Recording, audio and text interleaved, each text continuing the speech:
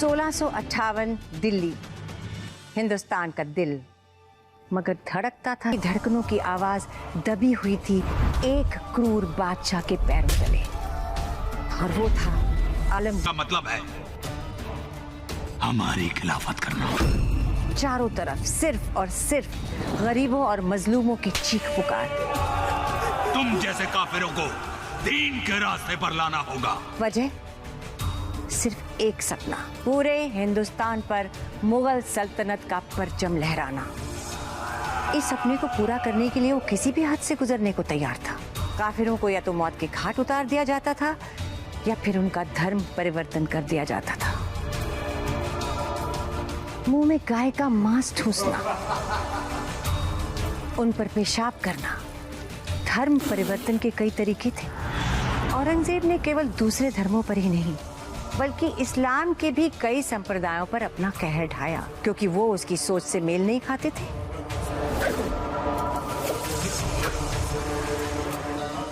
हमारे खिलाफ उठने वाले हर सर को कलम कर दिया जाएगा।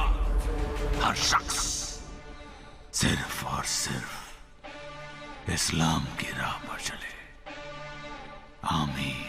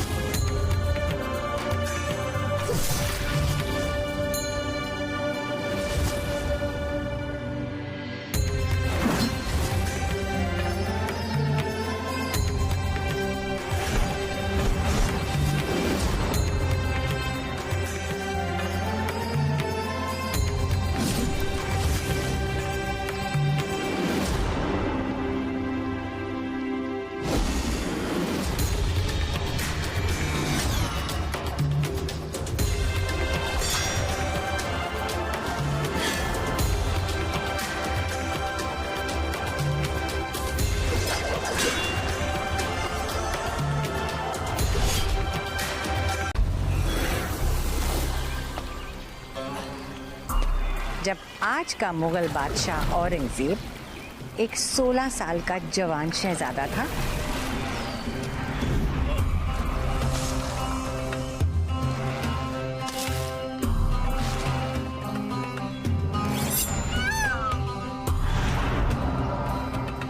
लड़कपन से ही उसे नायाब चीजों का शौक था।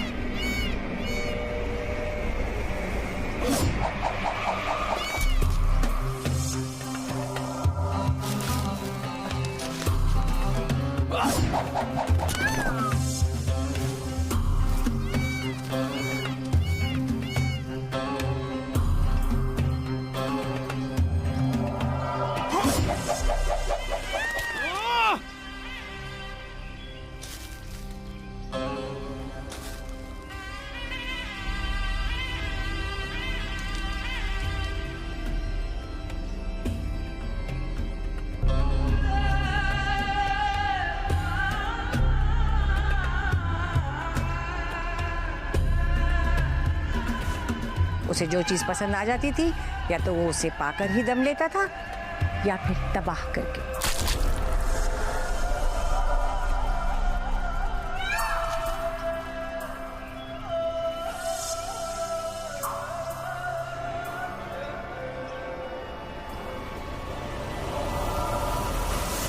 मगर दूसरी तरफ बुंदेलखंड की सुरम्य पहाड़ियों और घाटियों में एक वीर योद्धा की तलवार थी जो उस समय के मुगल शासक शाहजहां से लोहा ले रही थी, और वो तलवार थी बुंदेलखंड के प्रतापी योद्धा चंपत राय की।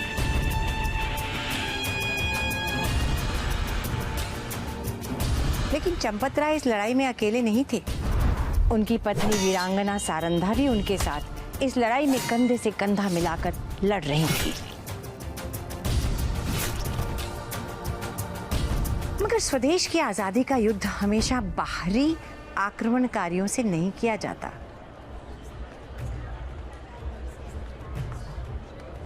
कभी कभी कुछ अपने ही गद्दार बन जाते हैं। और एक ऐसा ही गद्दार था पहाड़ सिंह। वो बुंदेलखंड की राजधानी ओरछा के राजा का बेटा था, जो मुगलों का हितैषी था। वीर बुंदेला चंपत राय की। इसलिए बुंदेलखंड की जनता पहाड़ सिंह से ज्यादा चंपत राय को प्रेम करती थी। वीर बुंदेला चंपत राय की। वीर बुंदेला चंपत राय की। वीर बुंदेला चंपत राय की। वीर बुंदेला चंपत राय की। वीर बुंदेला चंपत राय की। लोभी और धूर्त पहाड़ सिंह से ये बर्दाश्त नहीं होता था और वो चंपत राय को रास्ते से हटाना चाहता था। वीर बुंदेला चंपत राय की। इसलिए एक दिन उसने चंपत राय को मारने की एक योजना बनाई।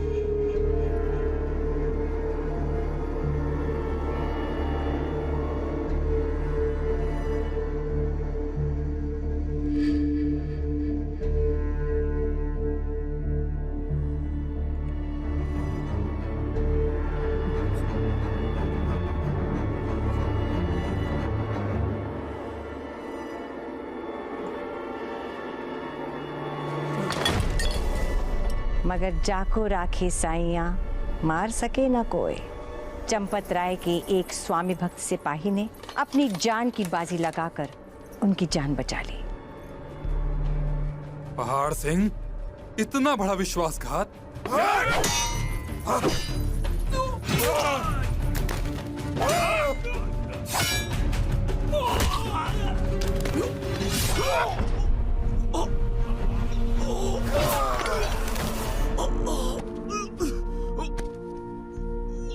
भीम सिंह। महाराज, भीम सिंह, आप जाइए यहाँ से। मैं तुमको साथ ले चलूंगा जाइए भीम। महाराज। हम साथ चलेंगे। महाराज जाइए आप यहाँ से।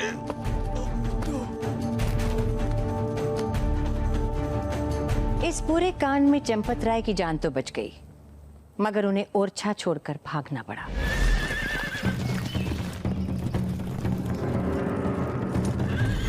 लेकिन वो जहां भी जाते मुगल उनके पीछे पड़ जाते।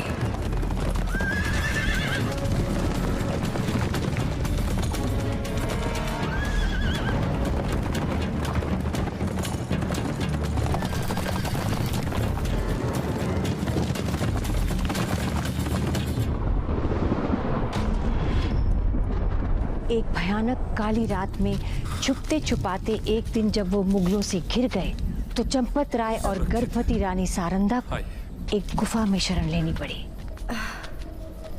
आराम से, आराम से। आइए। ये रात शायद उनके जीवन की आखिरी रात साबित होने वाली थी। आइए, बैठ जाइए।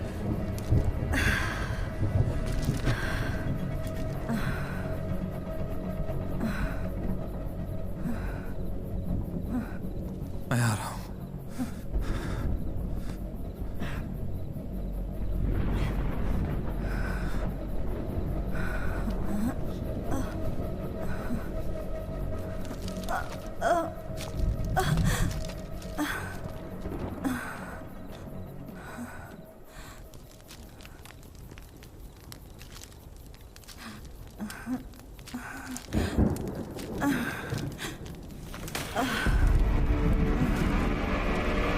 गर्भवती सारंधा की पीड़ा देखकर चंपत राय को अपने स्वर्गीय बेटे सारवाहन की याद आ गई, जिसे कुटिल मुगल सेनापति बाकी खान ने धोखे से मार डाला था।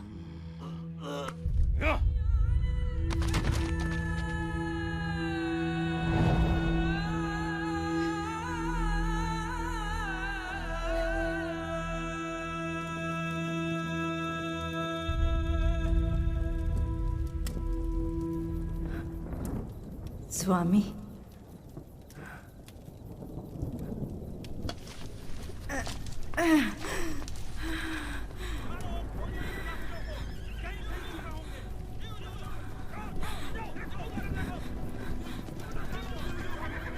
सुनिए,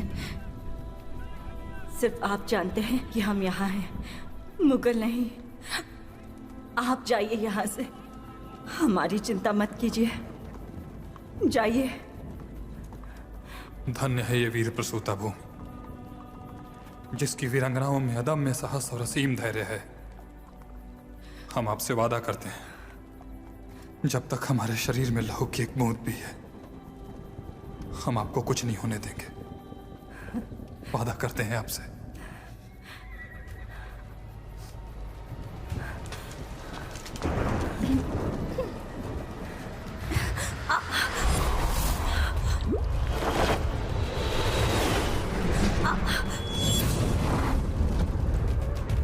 सारंधा,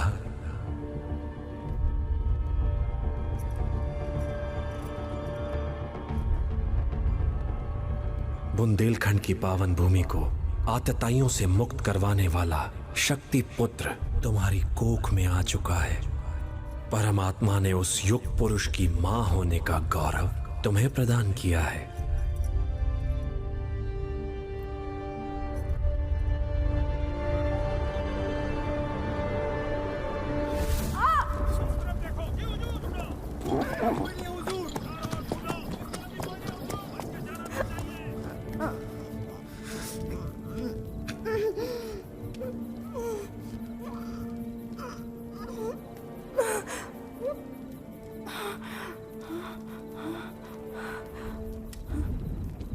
और हम आपको छोड़कर कहीं नहीं जाएंगे।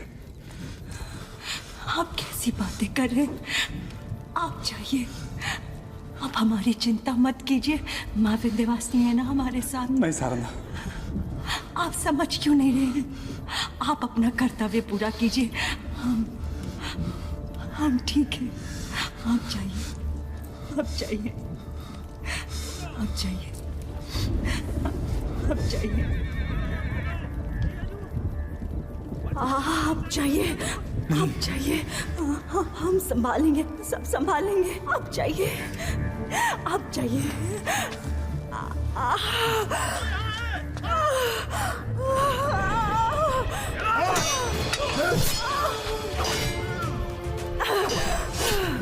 अपने बेटे सारवाहन के कातिल बाकी खान को अपने सामने देखकर चंपत राय क्रोध की ज्वाला में जल रहे थे।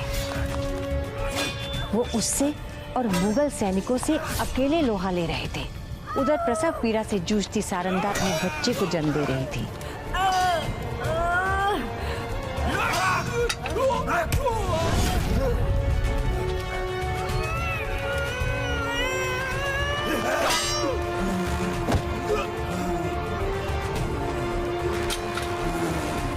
और तभी अचानक युद्ध की ललकारों के बीच एक मासूम सी किलकारी गूंज उठी। मानो मौत के अंधेरे को चीरती जिंदगी और उम्मीद की किरण फूट पड़ी हो उस गुफा में।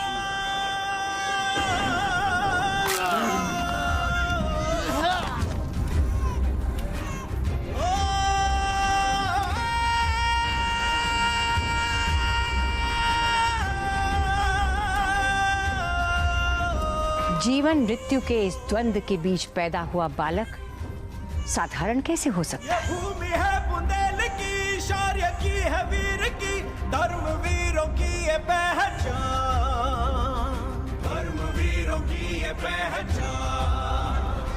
वेदों की तरह प्रणाम, शौर्य की भूमि प्रणाम, मिट्टी शूर वीरों की मां तुझे करे प्रणाम।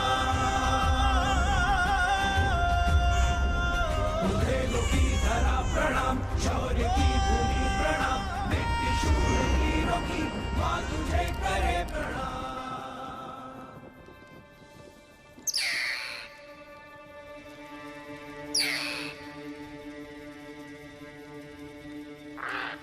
और इस बालक के जन्म की खबर कई असाधारण दिव्य संदेश भी दे रही थी।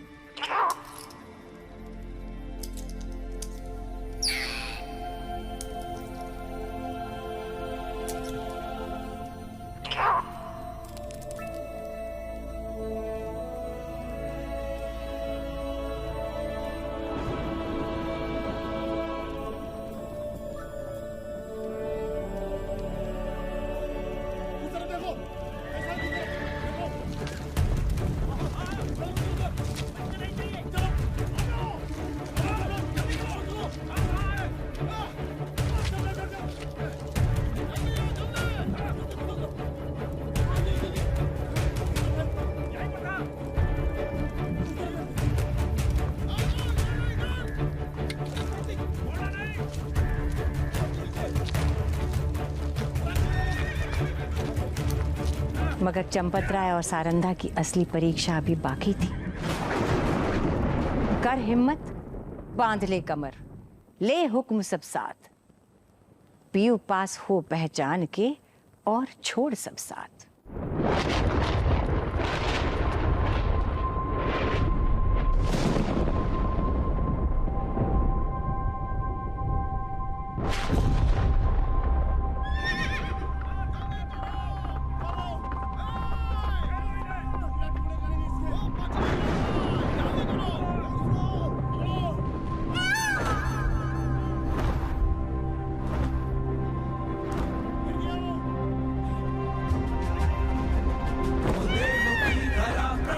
शौर्य की भूमि प्रणाम, मिट्टी शूर वीरों की माँ तुझे करे प्रणाम।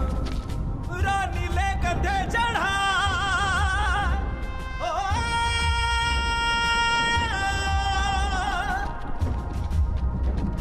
रानी ले कंधे चढ़ाए, पुत्र को ही ये लगाए, मोर की पहाड़ियों से हार, मोर की पहाड़ियों से हार।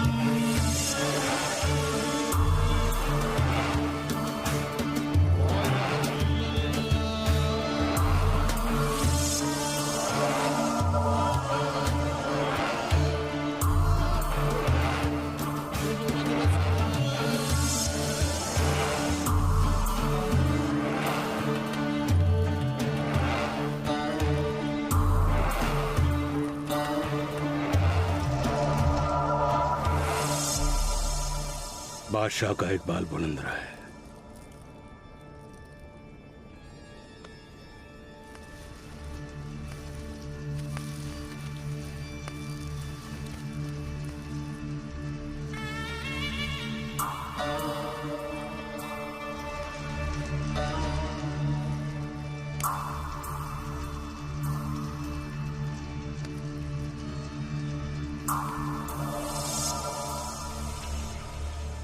चूमना है इन हाथों को जिन्होंने पूरी सल्तनत का खजाना खाली करके अपनी मरहूम माशुका की याद में मुजस्समाए इश्क ताजमहल की तामीर की। यह कैसी गुस्ताखी है हमारी शान में औरंगजेब।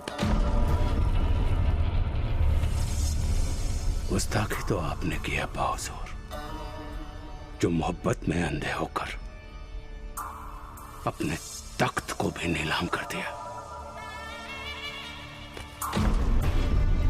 ये तुम ठीक नहीं कर रहे हो औरंगजेब। गिरफ्तार कर लो इस गद्दार को। नए बादशाह को बोलिए, बोलिए। आलमगीर बादशाह औरंगजेब।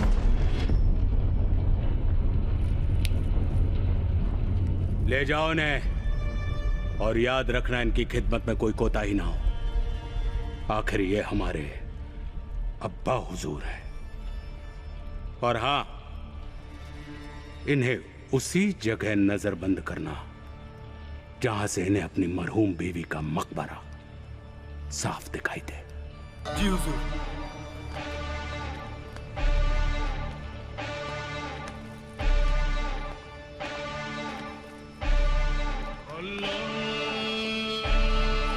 आलमगीर बादशाह औरंगजेब का इकबाल बुलंद रहे। आलमगीर बादशाह औरंगजेब का इकबाल बुलंद रहे।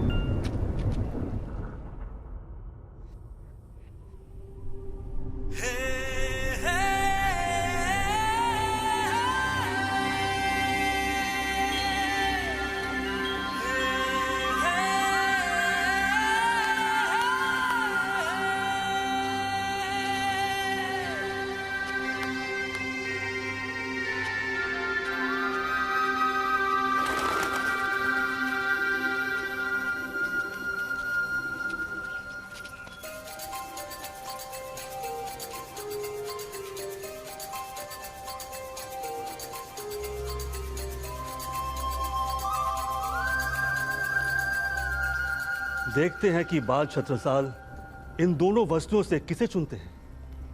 इसी से ही उनकी दिशा निर्धारित होगी और भविष्य का अनुमान लगेगा। लीजिए कुंवर जी, इन दोनों में से जो आपको पसंद हो उठा लीजिए।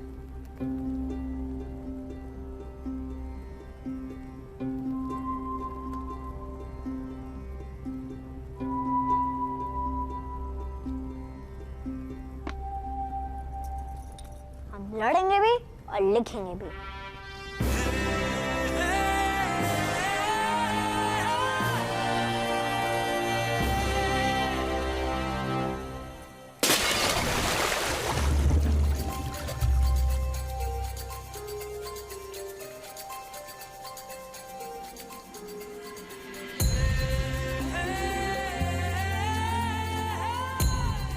वीरों के हाथों में गुलेल नहीं, तलवार शोभा देती है।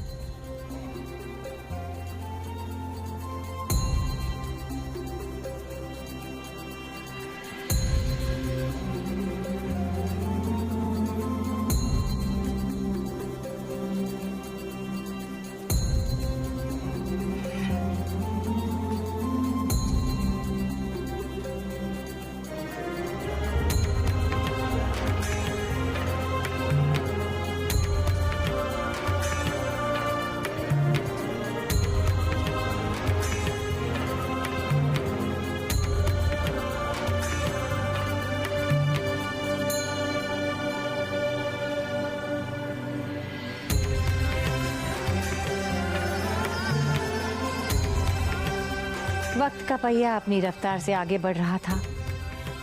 छत्रसाल चंद्रमा की कलाओं की तरह बढ़ रहा था।